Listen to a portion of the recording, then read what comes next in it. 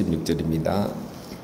이에 유대인들이 말하되 보라 그를 얼마나 사랑하셨는가 하며 그중 어떤 이는 말하되 맹인의 눈을 뜨게 한 이 사람이 그 사람은 죽지 않게 할 수 없었더냐 하더라. 요한복음 11장은 그 죽은 나사로를 살리는 내용입니다. 그래서 오늘 본문까지 어제까지는 이제 나사로의 죽음을 예수님이 아시고 이곳에 오셔서 그가 죽었다는 소식을 듣고 이제 굉장히 슬퍼하셨던 장면이죠. 35절에 보면 예수께서 눈물을 흘리시더라. 나사로의 죽은 소식을 이제 듣고 현장에 와서 예수님이 눈물을 흘리신 거예요. 그래서 36절에 이에 이 말은 예수님이 나사로의 죽음의 소식을 듣고 눈물을 흘리시는 모습을 보고 사람들이 하는 말이 예수님이 정말 나사로를 정말 많이 사랑했구나, 이거를 알게 된 거죠. 자, 그런데 37절에는 어떻습니까? 어떤 유대인들은 예수님을 비난합니다. 맹인의 눈도 뜨게 한 사람이 나사로를 죽지 않게 할 수는 없었더냐 라면서 이제 죽고 나서 울면 무슨 소용이 있느냐, 살리지도 못하고 예수님을 비난하는 거죠. 그래서 지금 두 종류의 사람이 있는 거죠. 그러니까 예수님을 보며 나사로를 정말 사랑했구나 이렇게 생각하는 사람이 있는가 하면 맹인의 눈도 뜨게 한 사람이 왜 이 죽은 사람 죽지 않게도 못하느냐 이거죠. 자, 보면은 여러분 항상 비판적으로 보는 사람은 언제나 비판적으로 봅니다. 그렇죠? 그냥 굳이 이렇게 말 안 해도 그렇죠. 앞에 사람처럼 예수님이 정말 마음이 아프시구나 이렇게 생각해도 되잖아요. 예수님이 왜 죽게 내버려 두셨을까? 그냥 이렇게만 말해도 되잖아요. 왜 맹인의 눈을 뜨게 하면서 나사로는 죽지 않게 할 수 없었더냐? 비난할 필요 없다는 거예요. 아니면 왜 살려주지 않으실까? 예수님은 죽은 사람도 살릴 수 있지 않나? 이렇게만 생각해도 되죠. 자, 어쨌든 이들의 말의 공통점은 뭡니까? 모두가 다 믿음이 없다는 것을 우리가 알 수가 있습니다. 여러분 지금까지 많은 기적을 봤잖아요. 자기들 말로 맹인의 눈을 뜨게 한 걸 봤잖아요. 이거는 메시아가 아니면 할 수 없다는 것을 자기들은 이미 성경을 통해서 알고 있잖아요. 그리고 예수님을 통해서 산상수훈도 배우고 수많은 말씀을 들었잖아요. 그러면 지금 정도 되면 이 정도면 이분은 죽은 자를 살릴 수 있지 않을까?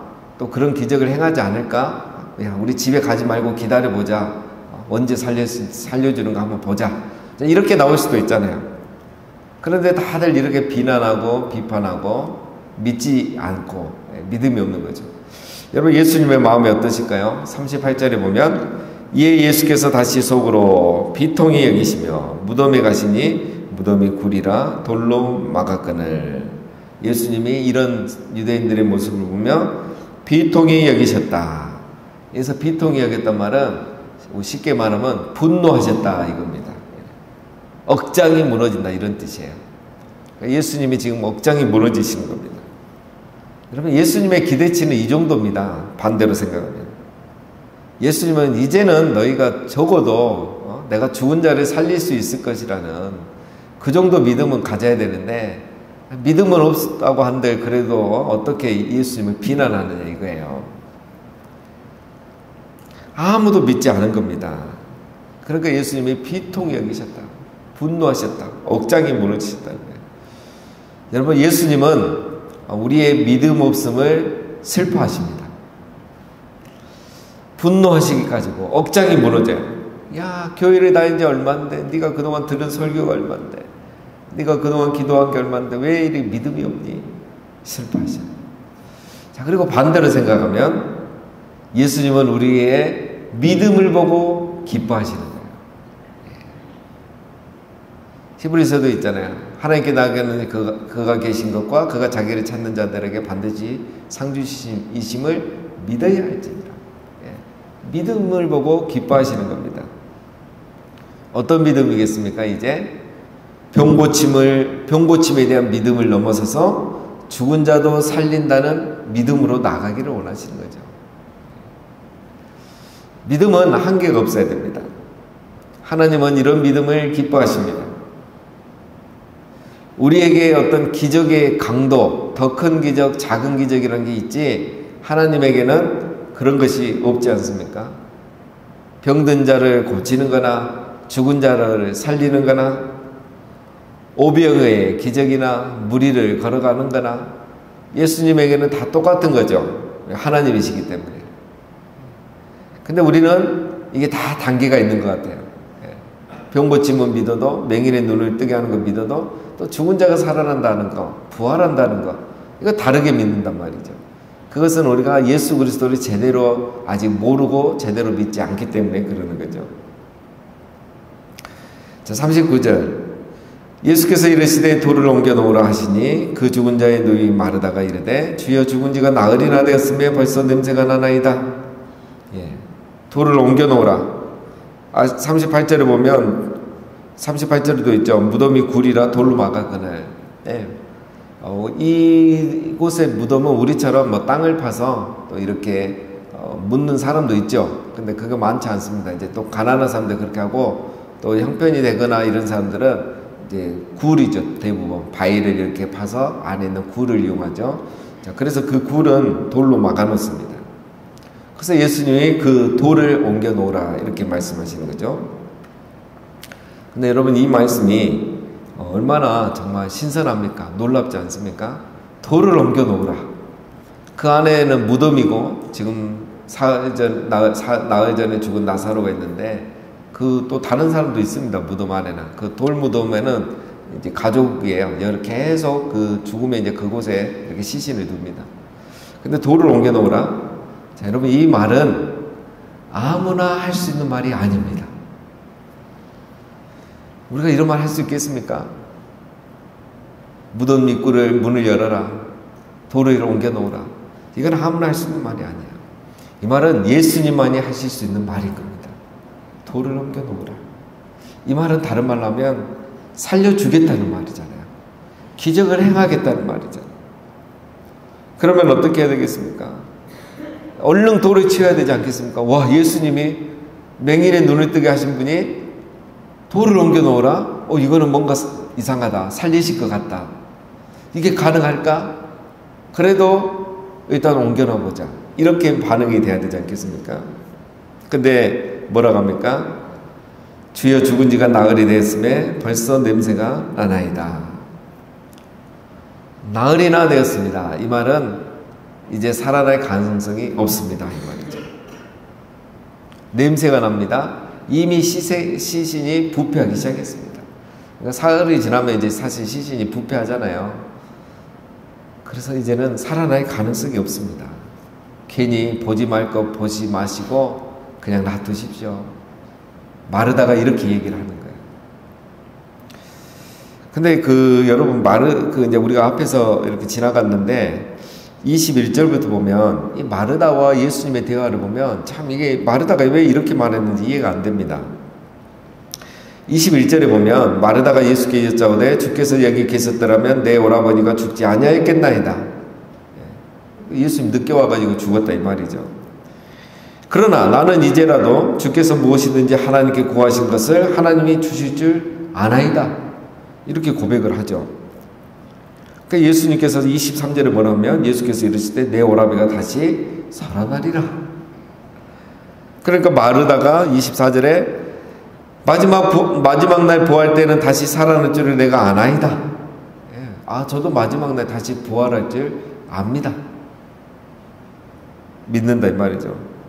그러니까 예수님께서 25절에 이제 그 유명한 말씀 하시는 거예요.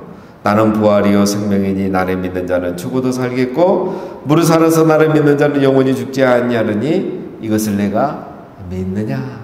이 유명한 말씀이 이 마르다에게 하는 겁니다. 그래서 마르다가 또 고백을 합니다. 유명한 고백을 해요. 27절에 이르되 주여 그러하이다. 저는 그리스도시요 세상에 오시는 하나님의 아들이신 줄 내가 믿나이다. 베드로의 고백하고 비슷하잖아요. 그러니까 마르다 안에는 부활에 대한 믿음이 있고 예수 그리스도가 그리스도고 하나님이 보내신 구원자 하나님이심을 믿어요. 그런데 뭘 못 믿습니까? 막상 지금 죽은 자가 살아난다는 것은 믿지를 못하는 거예요. 이게 이제 오늘 우리의 믿음이죠. 그렇죠? 우리가 믿는다 하는데 그 내 생각의 기준에서 믿는 것 같아요, 우리가. 하나님 자체를 믿고 예수님 자체를 믿어야 되는데 내가 경험한 거, 내 지식으로 인정하는 거, 그런 것만 믿는다는 거죠. 자, 그래서 우리가 온전한 믿음으로 나아가는데 항상 한계가 있는 겁니다. 믿음이 없기 때문에 기적이 일어나지 않는 거죠. 어제 오병이의 기적도 마찬가지죠. 제자들이 믿음이 없잖아요. 계속 합리적으로 현실적으로 생각하잖아요. 그러니까 기적이 일어나지 않는 겁니다. 오늘 우리도 마찬가지죠. 기적은 언제 경험하려고 하냐면 낮에 경험하고 내가 뭔가 할 수 있을 때, 내 손에 내가 뭔가 할 때, 뭔가 가지고 할 때, 그리고 이 광장에서 얼마든지 그런데 여러분 그런 데서 기적이 일어나겠습니까? 왜냐하면 광장에는, 도시에는, 마을에는 가족이 있고 친지가 있고 또 식당이 있고 가게가 있잖아요.